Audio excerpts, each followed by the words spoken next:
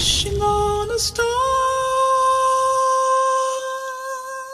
to follow where you are. In 1983, Randy Newman released the city's unofficial anthem. I love LA. This was like no other year in the history of Los Angeles. We love it.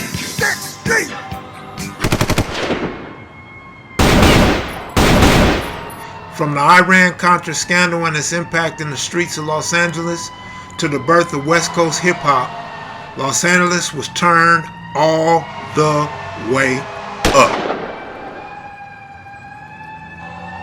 On the heels of 1982, the largest shipment of cocaine ever seized at LA Harbor, 150 pounds with a street value of $34.5 million, was seized by Los Angeles police and federal agents in a series of arrests that centered around a Colombian freighter docked in San Pedro.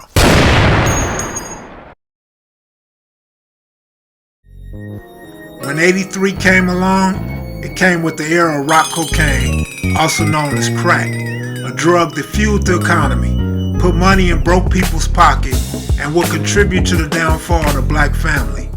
Its arrival would change almost everything. Where there is no hope, they turn to dope. It's time to stop talking about it, as has been done in the halls of our elected officials, and put the money where the mouth is. No drug seems to be spreading faster on the streets of Los Angeles than rock cocaine. Some say it has become an epidemic because what was once the rich person's drug is now within reach of the middle class and perhaps even the poor. Cheap and readily available rock cocaine presence will send a shockwave throughout the streets of Los Angeles and, in time, all across America.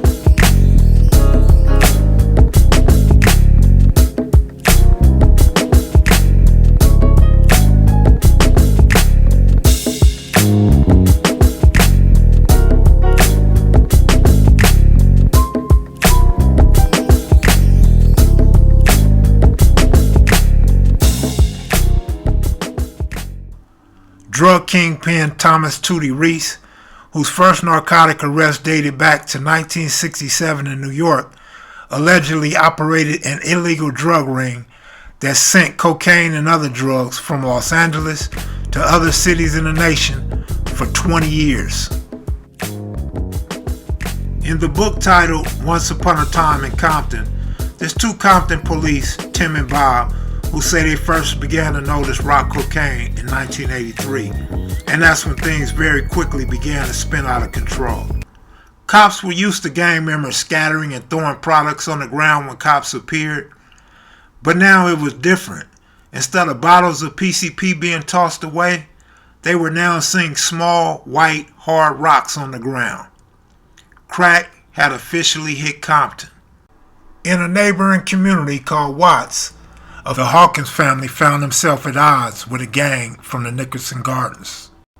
In South LA, the war between the Rolling 60s and A-Tray gangsters was in full swing. Opie from A-Tray Gangster had just been killed. Kid and Kimbone were killed at Taco Bell on 60th and Crenshaw Boulevard. These murders are detailed in Monster Cody's book, The Autobiography of a Monster, and in local newspapers. Kid and Kimbone were just 18 years old at the time of their deaths. Innocent bystanders and little children were now being hurt by rampaging gangs. In West LA, the Playboy gangsters and Marvin gangsters, war versus the Gear Gang was in full swing. Prior to these events, well-known cocaine trafficker Oscar Blandon severed ties with the contraband suppliers of cocaine and started dealing directly with the Colombian sources himself, keeping the proceeds, according to his own sworn testimony. About this time, he says he was selling 50 keys a month of cocaine to a dealer who would later in turn sell to Rick Ross, better known as Freeway Rick. Freeway Ricky Ross is a street legend. He went from being a poor, illiterate, aspiring tennis star to one of the biggest drug dealers in Los Angeles history. With the Nicaraguan and Colombia plugs and the emergence of crack cocaine, even automaker John DeLorean got caught up in a drug sting. The tall, gray-haired DeLorean met and talked with a drug smuggler, and unknown to him at the time, a paid government informant playing the part of a narcotics distributor. He was also seen with two undercover agents, one posing as a crooked banker and the other as an organized crime boss.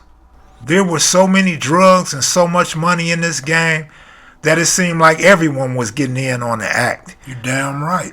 Time magazine reported there were millions of Americans using and billions of dollars being exchanged.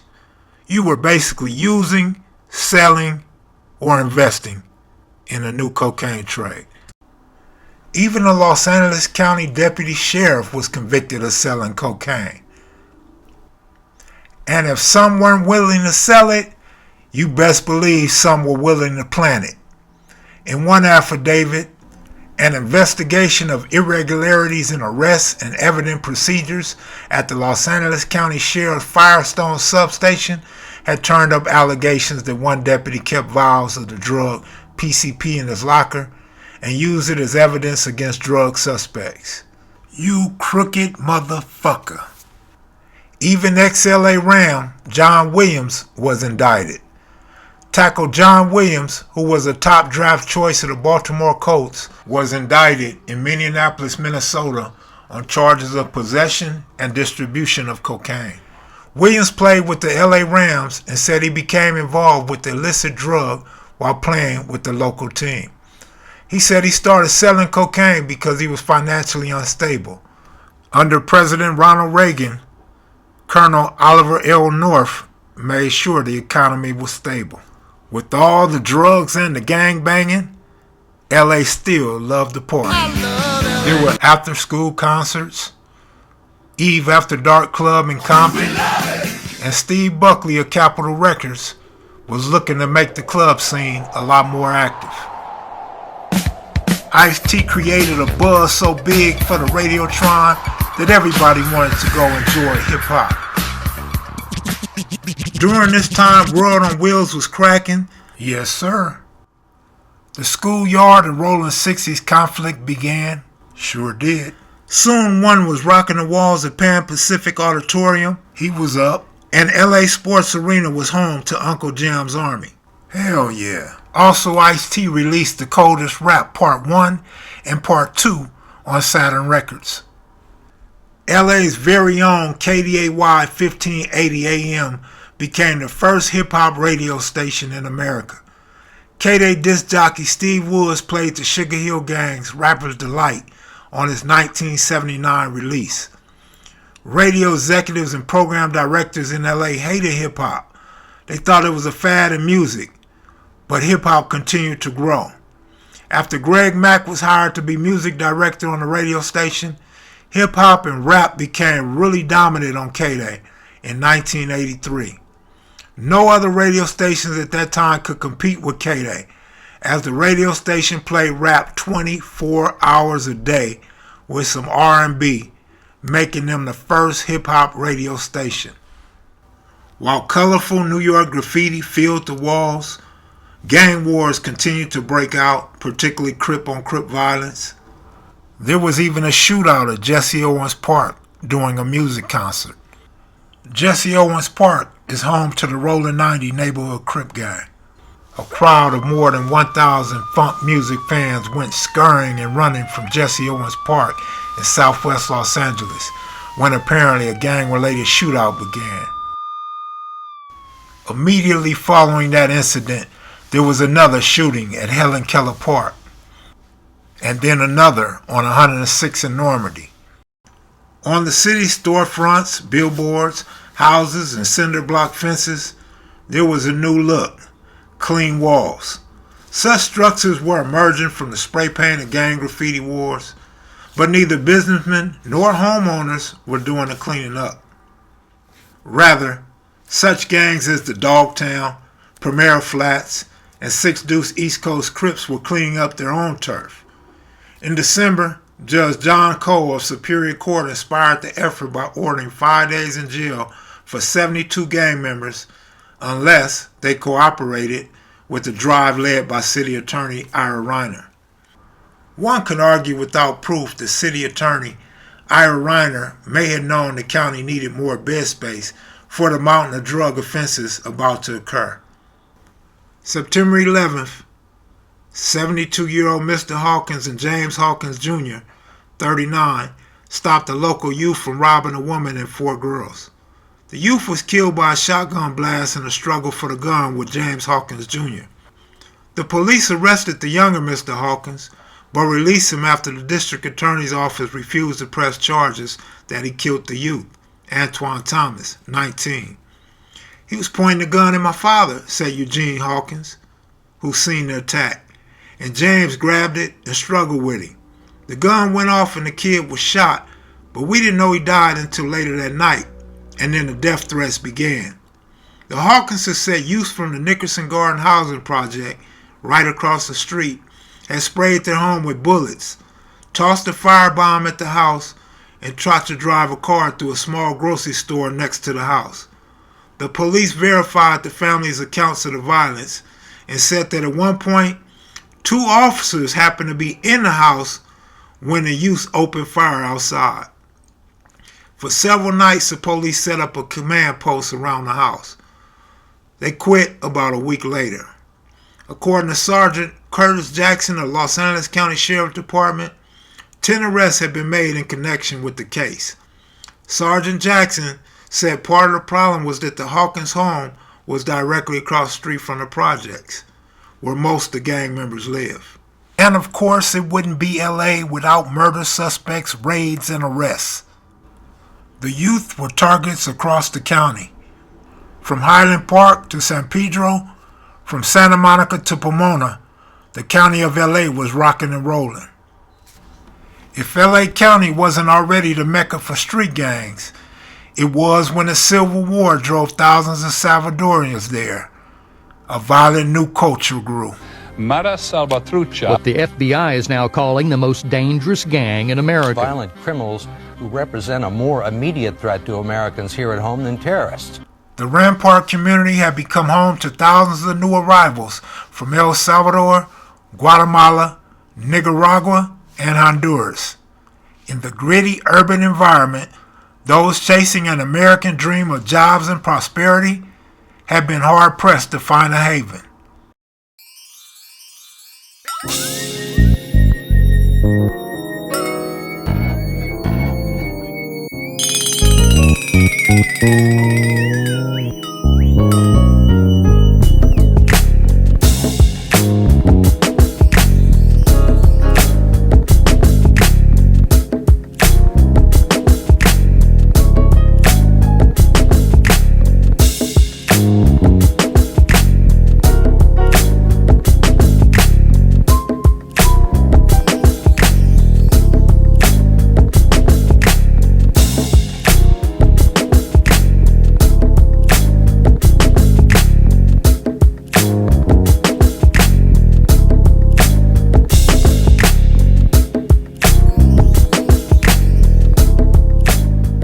In 1983 brought the presence of the Los Angeles Raiders after moving from Oakland.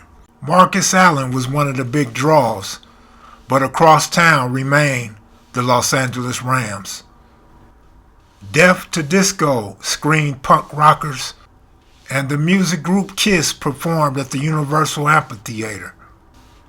The Grandma Mafia head got 25 years in her role in cocaine and money laundering.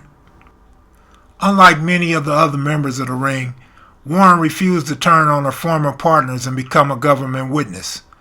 Judge Tashima cited her refusal to testify for the government as one reason for imposing a 6-year sentence. During these days, the LA County Jail wasn't no joke neither. That's when the Crip module was founded. A Compton mother of a man who allegedly was fatally beaten by Crip gang members at LA County Jail sued the county for more than $1 million. 15 inmates had been charged with the murder of Clifford Roy Spears, 24, who was beaten to death in February. OG Mike Christian became the newly crowned Mr. California and a top contender for Mr. America.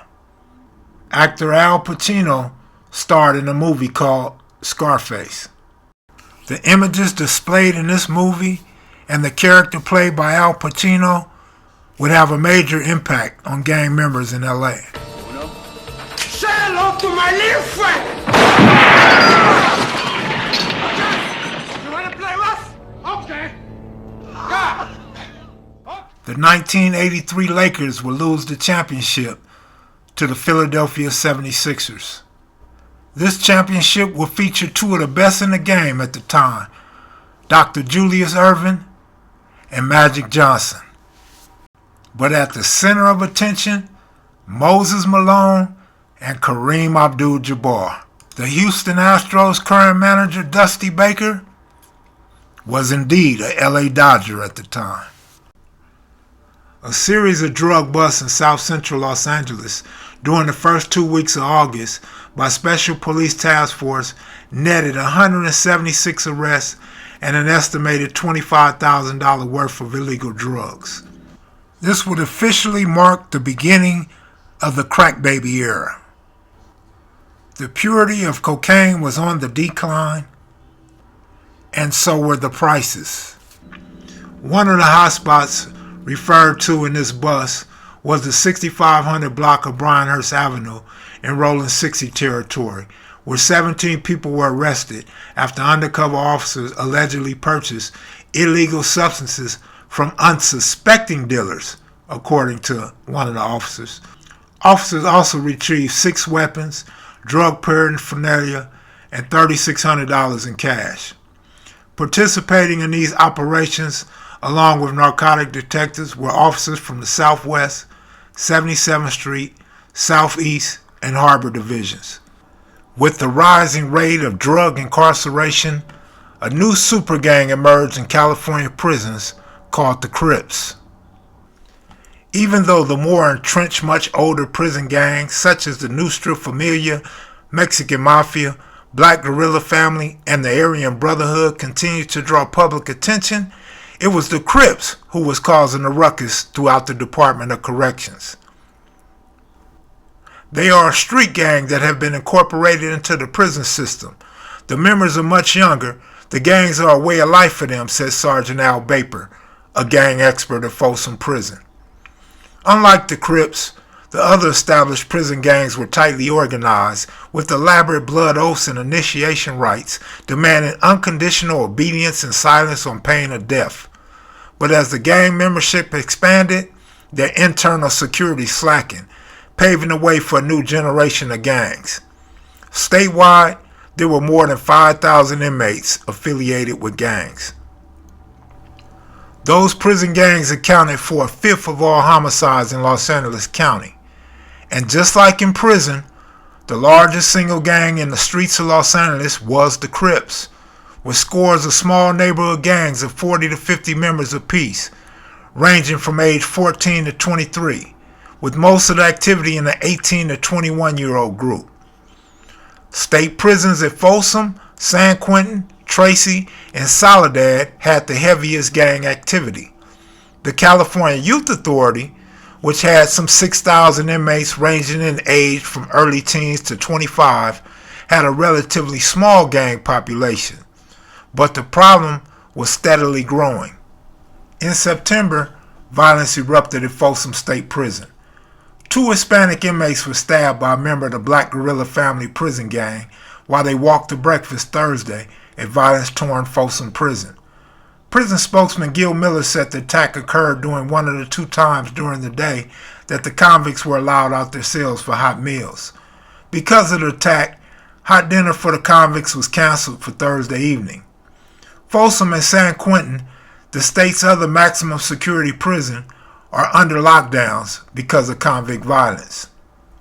Folsom Prison will likely remain on lockdown through the weekend after what is described as the worst riot there in nearly 15 years. KCRA 3's David Bienick is live outside that gate with some exclusive new information. David?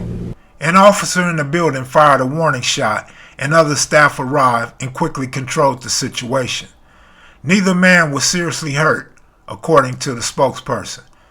He said a knife fashioned from a rod-like bracket attached to a mop handle was found at the scene. According to prison warden Paul J. Morris, he issued an order restricting nearly 3,400 inmates to their cell as a result of the continuing racial tension that began Monday with the stabbing of a member of the Black Guerrilla Family, allegedly by a member of a Hispanic street gang. The prison was designed to hold 2,058 inmates. Miller stated more than 5 prison-made weapons had been uncovered Thursday on the second day of cell-by-cell searching, which was expected to take a week to complete.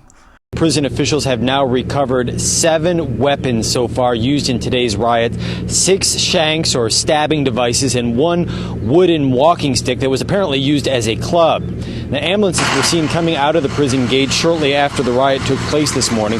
The prison says it involved about 150 inmates and lasted about 5 or 6 minutes. Now, the riot took place in 2 outdoor recreation yards located in the prison's Unit B.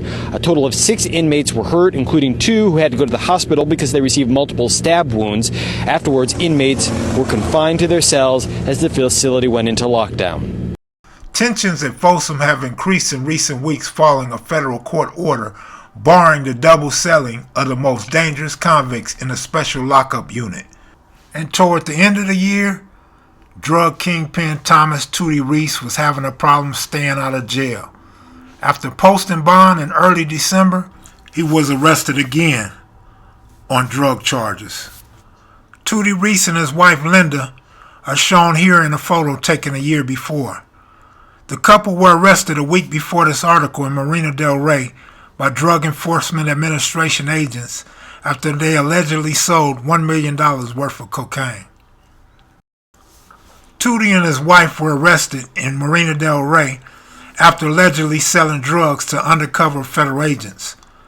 A third alleged member of the Reese organization, Kevin Morgan, 27, was arrested in Las Vegas.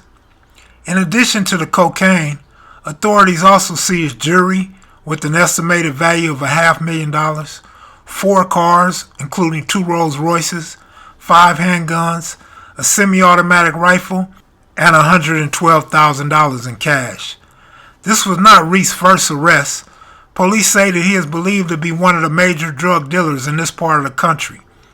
He was arrested in May of 1981 in Los Angeles, reportedly with large amounts of drugs in his car. And for you Star Wars fans, Episode 6, Return of the Jedi was released.